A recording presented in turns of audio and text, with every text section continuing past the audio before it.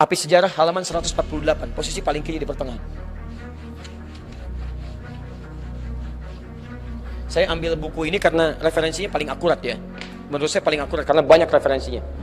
Antum pernah dengar nama Prabu Siliwangi? Baik, Prabu Siliwangi bentarang kekuasaannya di awal abad ke-14, di akhir abad ke-15. Itu beliau dari Banten sampai dengan ke awal Jawa, ujung Jawa. Kuasanya luar biasa, masih Hindu. Dan pemerintahannya, Masya Allah, ketika Islam masuk, itu nggak ada pertentangan, biasa aja. Ulama sudah ada, nyaman, tenang, biasa. Yang paling hebat, ketika sedang inspeksi, datang ke Karawang, daerah Karawang. Ditemukan seorang perempuan, namanya Nyai Subang Larang. Sedang membaca Al-Quran. Nyai Subang Larang itu diantara muridnya Syekh Qura. Syekh Qura itu nama aslinya Syekh Hasanuddin. Ketika pulang dari Mekah, maka disebut Ummul Qura, maka disebut Syekh Qura. Bikin pesantren beliau di Karawang. Sampai sekarang masih ada pesantren Syekh Qura. Baik diantara muridnya namanya Nyai Subang Larang. Baca Al-Quran. Begitu dibaca, datang ini mendengar bacaannya, melihat siapa yang baca, seketika jatuh hati. Bukan jatuh kaki, hati. Masya Allah. Begitu dilihat, langsung mengajukan lamaran. Penguasa, raja, kaya, tampan, Masya Allah. Tiba-tiba anak antum dilamar. Kira-kira terima nggak? Kaya, tampan, penguasa, diterima nggak? Halo?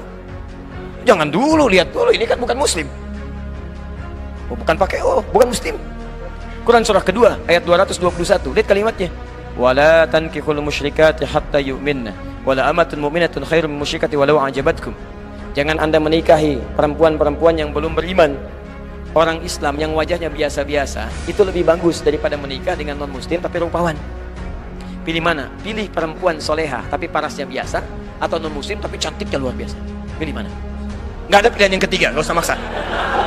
Nggak usah maksa. Nggak ada pilihan ketiga. Quran tidak memberikan pilihan ketiga. Itu ujian iman. Selalu pasti, saya yakin pasti pilih yang ketiga. Kalau bisa Ustaz cantik dan beriman. Masya Allah. Ya, selalu begitu. Maka ini yang paling menarik. Yang paling menarik, dulu orang berislam itu kuat benar. Begitu datang, saya ingin melamar Anda. Apa kata beliau? Lihat, kalau orang sudah terbiasa melafadzkan lafaz Allah, lisannya berkata benar, maka akan kaku mengatakan yang buruk-buruk. Lisan yang selalu bersyahadat tidak akan pernah mengucapkan kalimat yang keluar dari syahadatnya. Kaku dia. Lisan yang selalu berkata benar, katanya baik, akan kesulitan mencari kosakata yang kotor. Antum kalau terbiasa berkata yang baik-baik, akan berkata yang kotor itu nggak akan bisa, Pak. Nyari kosakatanya susah. Sama dengan lisan yang selalu bersyahadat 9 kali dalam sehari. 9 kali paling minimal. Subuh sekali, duhur 2 kali, asar 2 kali, maghrib 2 kali, isya 2 kali. Asyhadu an la ilaha illallah, asyhadu anna Muhammadar Rasulullah. Lisan orang bersyahadat mustahil bisa mengungkapkan dengan lisannya kalimat-kalimat yang mengurangi nilai syahadatnya. Masuk Islam dulu, katanya Subang Larang. Masuk Islam dulu, baru saya ikut. Dengan nggak ada apa-apa. Padahal di hadapannya seorang pengusaha, penguasa tampan, punya kekuasaan, tapi kalimat itu kalau sudah lekat dengan Allah nggak ada nilainya yang lain. Allah. Maka apa yang dikatakan dari sini? Begitu keluar, ya saya masuk Islam. Tidak ada yang duga. Tidak ada yang duga. Masuk Islam, menikah dengan Nyai Subang Larang. Lahirlah kemudian 3 anak utama.